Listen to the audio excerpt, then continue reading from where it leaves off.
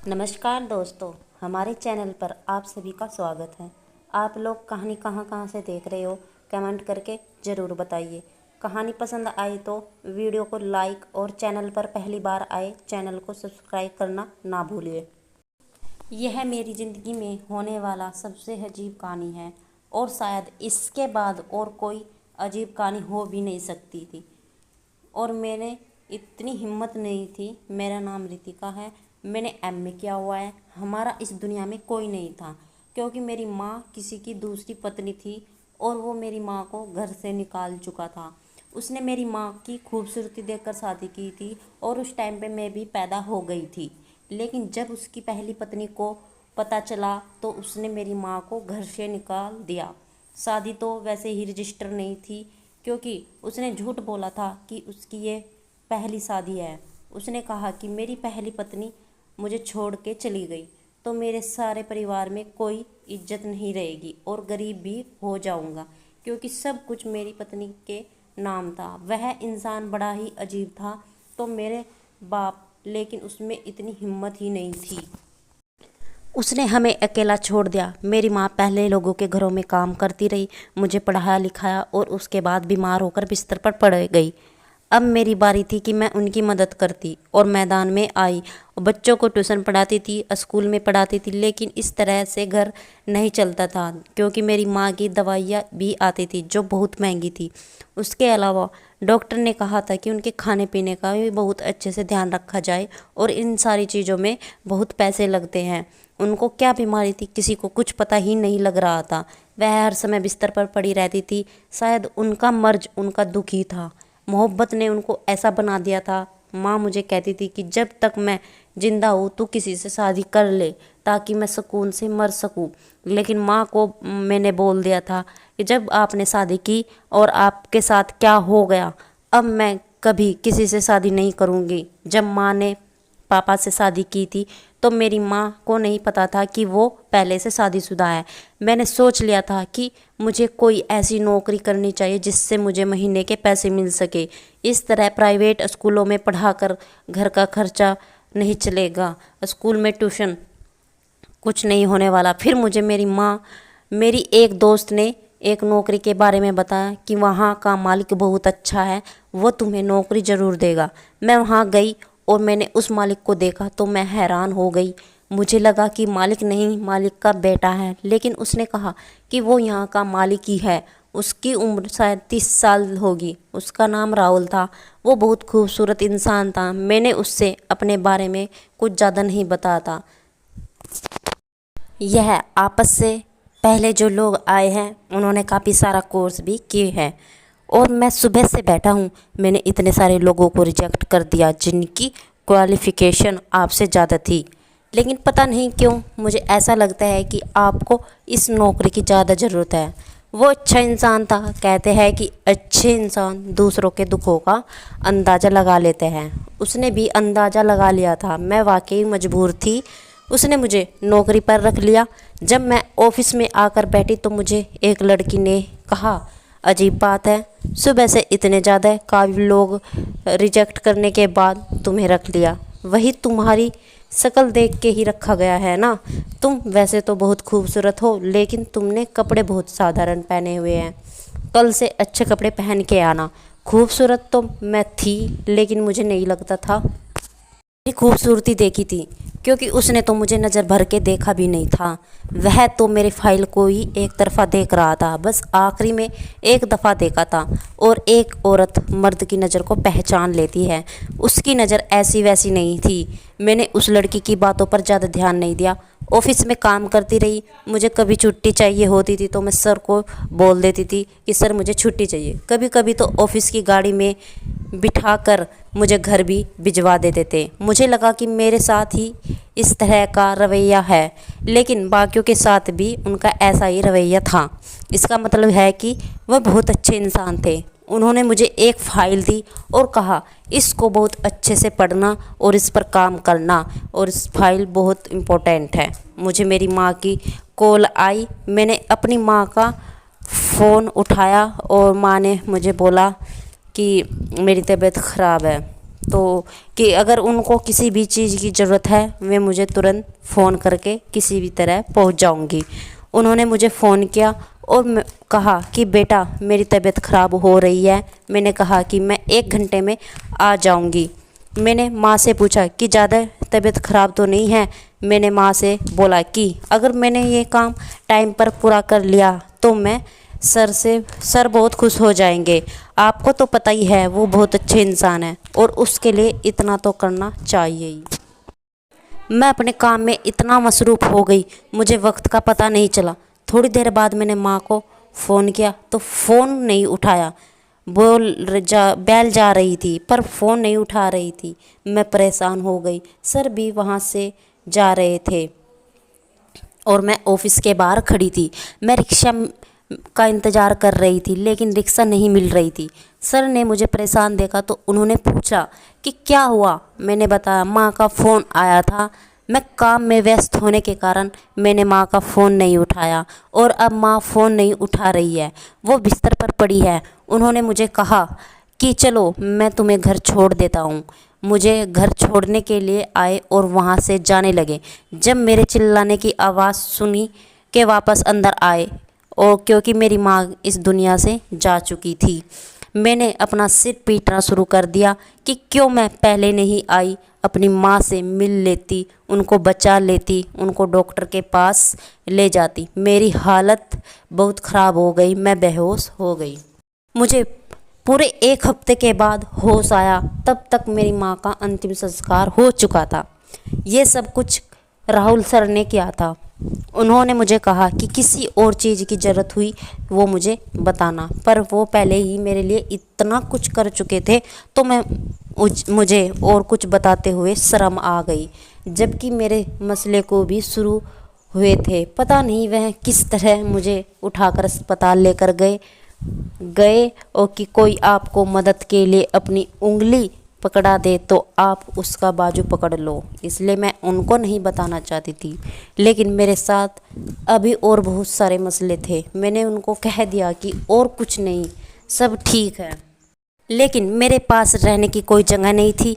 मैं घर में अकेली नहीं रहना चाहती थी क्योंकि मकान मालिक बड़ा ही बुरा इंसान था और शराबी था। एक दिन मैंने उससे कहा कि मेरे पास पैसे नहीं हैं, तो उसने कहा कि तुमसे पैसे कौन मांग रहा है, तुम बस मेरे पास रहो, कभी तुम मेरे लिए कुछ करो, कभी मैं तुम्हारे लिए कुछ करूँगा, तुम्हें किसी चीज़ की कमी नहीं होने दूँगा। तुमने तो मेरी पत्नी देखी है ना, कितनी मोटी है, वो मुझे अच्छी नहीं लगती, लेकिन तुम बहुत ज़्यादा सुंदर हो।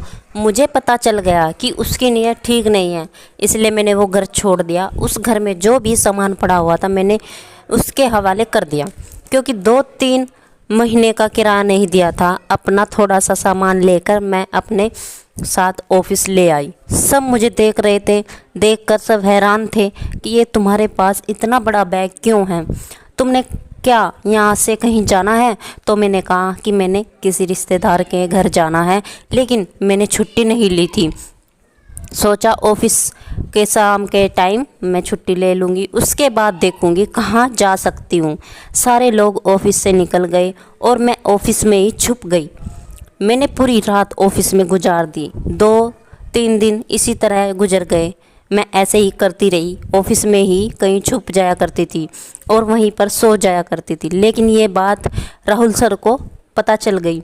उन्होंने गुस्सा किया। मुझे लगा कि वो गुस्सा हो रहे हैं कि मुझे ये सब कुछ नहीं करना चाहिए। आखिर उनका ऑफिस था, कोई अनाथ आश्रम तो नहीं था जो मैंने अपना डेरा डाल दिया था। उन्होंने कहा कि तुम पागल हो, ऑफिस में अकेली सो जाती है, अगर किसी ने तुम्हें यहाँ देख लिया, उससे पता चल गया कि तुम सारी रात यहाँ पर अकेली होती हो, उसके बाद क्या होगा। मैं भी परेशान थी, मैं क्या करती। मैंने रोना शुरू कर दिया।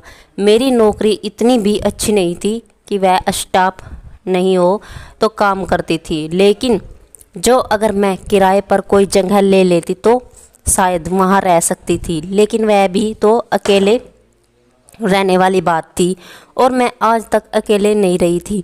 और फिर एक अकेली लड़की को कौन रखेगा, घर या कमरा देगा। मुंबई जैसे शहर में वैसे ही घर नहीं मिलता। मैंने उनको कह दिया कि मुझ पर मेरे मकान मालिक ने भी बुरी नज़र रखी, इसलिए मैंने वो मजबूर होकर वो घर छोड़ दिया। सब कुछ कह दिया। वो सोच में पड़ गए। उन्होंने कहा कि तुम मेरे घर चलो और वहीं पर रहना। मैं ये सुनकर हैरान हुई। मैंने कहा कि नहीं, आपके घर कैसे आ सकती हूँ, मैं तो आपको अच्छी तरह जानती भी नहीं हूँ। उसने कहा कि यहाँ पर रहने से अच्छा है कि तुम मेरे घर ही आ जाओ, तुम्हें कोई परेशानी नहीं होगी। मैं यकीन दिलाता हूँ, मेरी बात का यकीन करो, कोई इंसान अच्छा है या बुरा है यह तो साफ पता चल जाता है। अच्छे को बुरा बनने के लिए एक पल लगता है, लेकिन बुरे को अच्छा बनने के लिए उम्र लग जाती है। मैं इतनी ज़्यादा मजबूर थी, मुझ पर इतना बुरा वक्त चल रहा था, मुझे सोचना भी नहीं चाहिए था और हाँ कर देना चाहिए था, क्योंकि उनकी बात भी ठीक थी। अगर मैं ऑफिस में सोती तो फिर अलग, ठिकाना तो सड़क ही था। उस शख्स ने मेरे साथ अभी तक कितनी भलाई की थी, मैंने उसका भरोसा कर लिया और मैं उसके घर चली गई। जब घर में दाखिल हुई, वहाँ पे नौकरानी थी जो काफ़ी बड़ी उम्र की थी। शायद वही घर को संभाला करती थी, क्योंकि बाहर चौकीदार भी था और एक और नौकरानी भी थी जो किचन में खड़ी काम कर रही थी। उस औरत का नाम सविता था। सर ने उसको कहा कि यह लड़की आज से यहीं पर रहेगी, इसके लिए कमरा साफ कर दो और इसका बहुत ज़्यादा ख्याल रखना। वह औरत भी बहुत अच्छी थी। उसने मेरा सामान लेकर कमरे में रख दिया और कहा कि तुम्हें यहाँ पर किसी किस्म की या कोई परेशानी नहीं होगी। उसने कहा कि किसी भी चीज़ की ज़रूरत हुई तो ज़रूर बताना। मैंने 2-3 दिन के ठीक से खाना भी नहीं खाया था। खाना खा के सुकून आया। उस औरत को भी अपने बारे में सब कुछ बताया। उसने कहा हमारे साहिब बहुत अच्छे हैं, इसी तरह लोगों की मदद करते हैं, उनका अपना भी इस दुनिया में कोई नहीं है ना, इसलिए ऐसे लोगों के लिए उनका दिल बहुत बड़ा है। मुझे तो पता ही नहीं था कि सर का दिल बहुत बड़ा है, कि दुनिया में कोई नहीं था। उन्होंने मुझे बहुत अच्छा कमरा दिया था। कमरे में एसी भी लगी हुई थी। मुझे इतनी सुकून की नींद आई कि मैं क्या बताऊं। अब मेरे दिल में पर कोई बोझ नहीं था। मैं बिल्कुल महफूज थी। शाम होने वाली थी। मुझे ऐसा लगता था कि मैं किसी पर सुकून जगह पर आ गई हूँ। अब मुझे परेशान होने की कोई ज़रूरत नहीं है। और शायद ऐसा ही था। रात हुई तो मेरा खाना नौकरानी ने मेरे कमरे में ही भिजवा दिया। उसने कहा कि आपको 3 टाइम का खाना कमरे में मिल जाएगा। मैंने कहा कि मुझे सुबह नौकरी पे जाया करूँगी तो दोपहर का खाना नहीं खाऊंगी, बस नाश्ता और रात का खाना घर पे खाऊंगी। उसने कहा ठीक है। उसने खाना मेरे सामने रखा और वहाँ से जाने लगी। अचानक से वह पीछे पलटी और उसने एक ही अजीब सी बात कह दी। उसने कहा कि यह घर आपका अपना ही है, आप इसे अपना घर समझे। किसी भी चीज़ की ज़रूरत हो तो हमें बताना। अपने लिए किसी चीज़ की फ़िक्र ना करें। कपड़े, जूते सब कुछ हम बनवा देंगे, क्योंकि यहाँ पर सब के लिए मौसम के हिसाब से कपड़े बनाए जाते हैं। सर खुद पैसे देते हैं और मैं ही जाकर ये सारे काम करती हूँ। तुम्हें परेशान होने की ज़रूरत नहीं है। लेकिन एक बात याद रखना, रात 9 बजे के बाद अपने कमरे से बाहर नहीं निकलना। मुझे यह बात सुनने में इतनी अजीब नहीं लग रही थी, लेकिन उसने कहने का अंदाज़ा बहुत अजीब था। मैंने कहा कि रात 9 बजे के बाद वैसे भी मेरा कोई काम नहीं होगा, जल्दी उठ ही जाती हूँ, लेकिन रात 9 बजे के बाद क्यों नहीं निकलना हो सकता है कि कोई ज़रूरत पड़ जाए। उसने कहा कि कोई ज़रूरत नहीं पड़ेगी, अपनी ज़रूरत के सारे काम 9 बजे से पहले कर लीजिए, लेकिन रात को 9 बजे के बाद बाहर निकलना नहीं। इस बात को कोई मजाक नहीं समझे, यह बिल्कुल संजीदा बात है। बस आपको इस घर में रहते हुए इसी असूल की पाबंदी करनी है, फिर आपके साथ कभी भी कुछ भी बुरा नहीं होगा। क्या मतलब था क्या अगर मैं असूल की पाबंदी नहीं करती तो क्या मेरे साथ कुछ बुरा हो जाता? मुझे यह बात कुछ अजीब सी लग रही थी। यह मुझे समझ नहीं आया। इस बात का कोई जवाब नहीं जानता था। कोई भी इस बात को सुनना तो हैरान हो जाता और उसके दिल में ना जाने कितने सवाल होते। मैं खामोश हो गई। उसने कहा कि मैं आपसे यह सुनने के लिए खड़ी हूँ। आप 9 बजे के बाद कमरे से बाहर नहीं निकलेगी।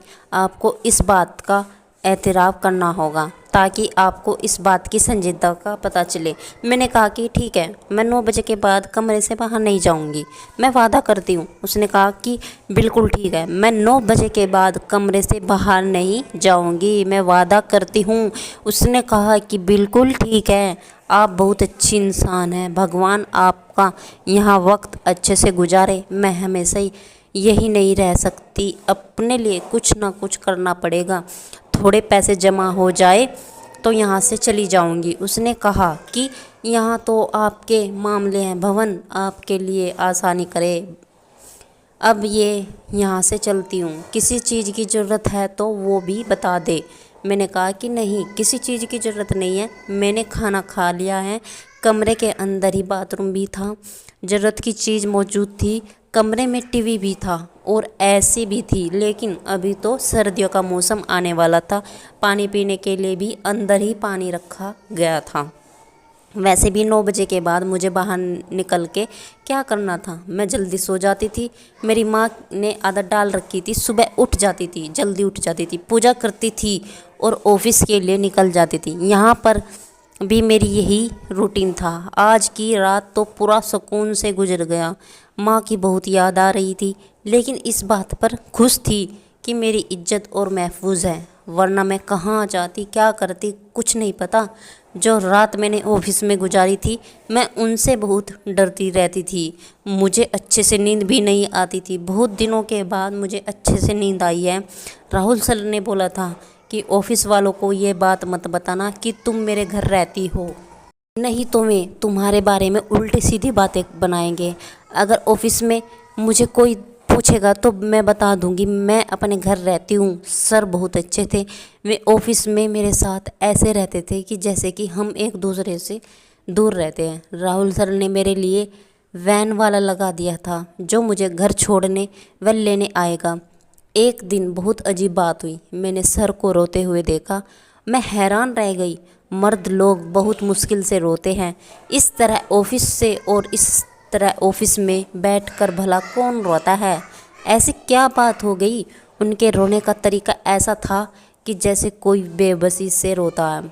वो बहुत बेबस हो रहे थे, उनको पता भी नहीं था कि दुख किस बात का दुख था। फिर उन्होंने किसी के पास फ़ोन किया, बात करने लगे। थोड़ी देर के बाद उन्होंने फ़ोन रख दिया और चुप हो गए। थोड़ी देर के बाद जेब से पैसे निकाले और लिफाफे में डालने लगे। मुझे समझ नहीं आ रहा था कि ये क्या हो रहा है। मैं अंदर गई तो मैंने फाइल आराम से रख दी। सर मेरे से भी नज़रें चुरा रहे थे, उनके चेहरे से लग रहा था कि मैं रोए हुए हैं। उन्होंने मेरी तरफ देखा नहीं। मैं IAS ऑफिस में काम करती थी। सुबह ही पता चला था कि हमारे ऑफिस की परफॉर्मेंस बहुत अच्छी थी, हमारी कंपनी टॉप 10 कंपनियों में आ गई थी, जो कि पहले यह आज बहुत खुशी की बात थी। आज हमारी कैंटीन में मीठा बना था ताकि ऑफिस के सब लोग सेलिब्रेट कर सके। सर यहाँ बैठे थे और रो रहे थे, शायद उनकी पर्सनल ज़िंदगी की कोई बात होगी। उन्हें रोते हुए देखकर मुझे बिल्कुल भी अच्छा नहीं लग रहा था।